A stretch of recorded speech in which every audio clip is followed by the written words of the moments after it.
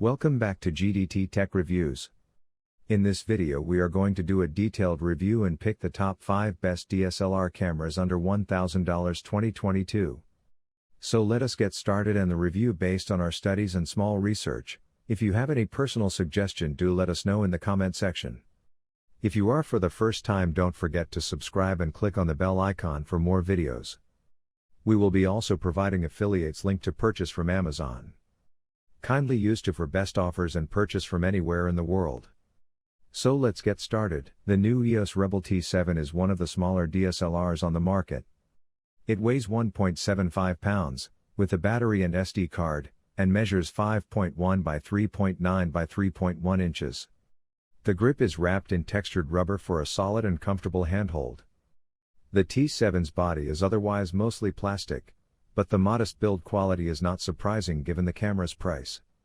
The camera's pop-up flash covers a distance of up to 30 feet, but it's most effective if your subject is within 15 feet. If you need more light, you may want to pick up an external flash. Flash exposure compensation is available for the in-camera and accessory flashes and comes in handy if you need to adjust the exposure. Both the optical viewfinder and the 3-inch LCD are relatively bright and clear, though the display is fixed and lacks a touchscreen. During testing, I didn't miss either feature, but if they're important to you, check out the $800 Canon EOS Rebel T7i kit, which has both features, among other upgrades, and an 18-55mm lens. Canon's EOS Rebel series has long been a favorite of those who want an affordable but capable DSLR. The T7 continues to deliver good image quality for a camera in its class. Under well-lit conditions, the camera consistently produced pleasing results, almost guaranteeing success straight out of the box. The Canon EOS Rebel SL3 is an APS-C DSLR camera that's compact and easy to use. It takes decently sharp images, has a reasonably effective autofocus system, and is fitted with a responsive, fully articulated touchscreen interface. It offers a wide range of ports and connectivity options for videographers and can shoot 4K and FHD video. Unfortunately, the image and video stabilization performance isn't especially impressive overall, so you may need to use a tripod for some shots, and the video quality is mediocre in 4K. The Canon SL3 is decent for landscape photography. It keeps noise and graininess in images to a fairly low level, even when using moderately high ISO settings. Its fully articulated screen is bright enough to be seen in direct sunlight. While it's relatively compact for a traditional DSLR, those accustomed to using point-and-shoots or phones to take pictures may find it a little bulky and tricky to carry around on a hike. Command dials, mode wheel, and buttons operate smoothly and precisely. Features a mostly plastic construction. Articulated screen hinge doesn't feel very solid. Input door is covered by a rubber flap. No cover for the camera's hot shoe. Canon EOS Rebel SL3 body FS 18-55mm f/4 to 5.6 is STM lens covers shoulder strap 1 XLPE 17 battery charger. Owner's manual. Rubber eye cup around the viewfinder feels comfortable and well padded. Hand grip should accommodate a wide variety of hand sizes, without fingers getting pinched between the body and lens. Hand grip has a textured surface that provides a secure hold. Adjusting aperture and ISO requires multiple button presses, as these settings can't be changed using only the command dials. SD card can't be changed while the camera is mounted on a tripod due to bottom hinged compartment door.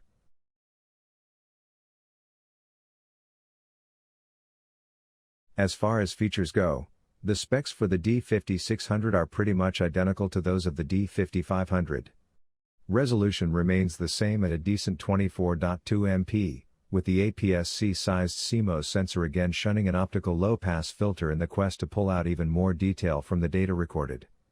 The D5600 also uses the same XPET-4 image processor, with a native sensitivity range running from ISO 100 to 25,600, meaning it should be quite comfortable shooting in a range of lighting conditions.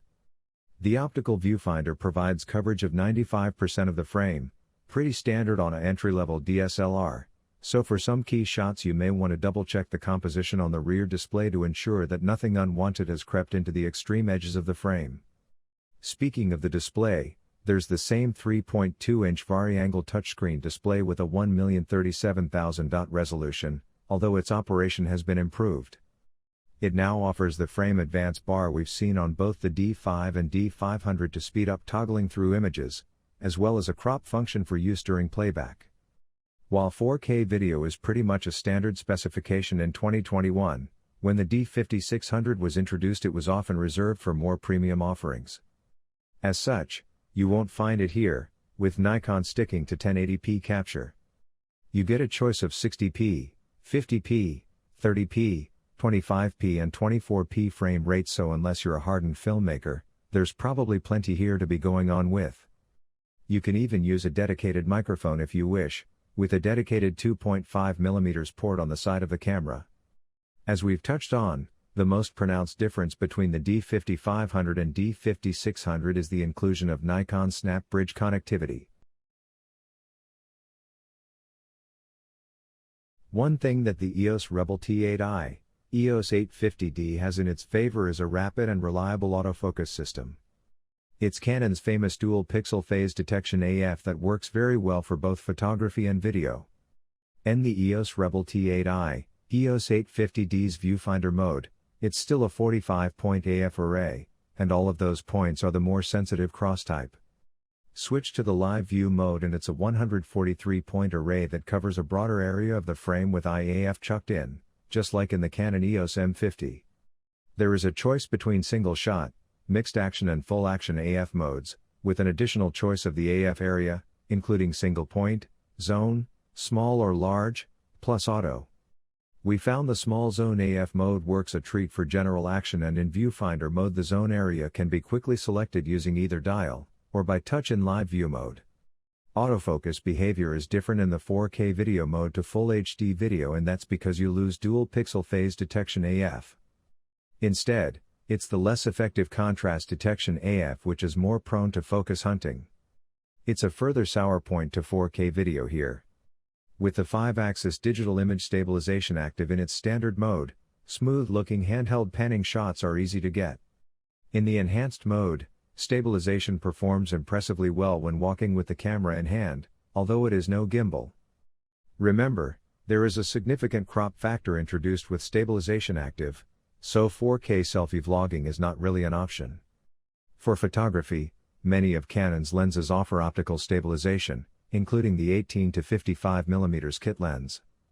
We tried this kit lens at various focal lengths and in general found stabilization to be effective to around 3.5 ev. The effectiveness of stabilization does depend on the lens, so you might have a different experience.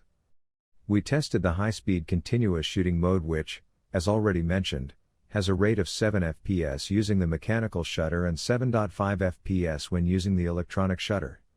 In either shutter mode, using a UHS IU3 card we managed around 55 RAW and JPEG shots before the camera stopped, with a wait time of around 15 seconds to buffer all of those images for the camera to fully function again. That's a reasonable performance, making the EOS Rebel T8i, EOS 850D a decent sidekick for action shots.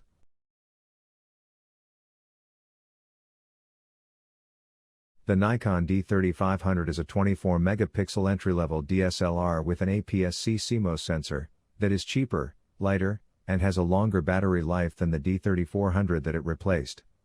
It was designed with the new photographer in mind and features a guide mode that will essentially teach you how to shoot in various situations. The D3500's guide mode puts it into an easy-to-use space in the market. This mode makes it easy to tell the camera what kind of scene you are trying to capture and essentially teaches you the basics of photography, such as shutter speed, aperture and exposure compensation along the way. This is a camera that a brand new photographer can pick up and start making decent pictures without a steep learning curve. Face detection AF only works in live view mode, where the rear screen is used to frame up your photo, instead of the viewfinder, and although it reacts quickly in sunny conditions, indoors it got laggy, seemed to have trouble keeping up. There is no touchscreen functionality on the 921K LCD screen, which can be a little frustrating if you're used to shooting mirrorless or with a phone. Another unfamiliar, but minor, annoyance could be that the optical viewfinder only covers 95% of the frame. It's pretty standard for an entry-level DSLR like this, but means it's hard to precisely judge what is and isn't in the edges of your photo.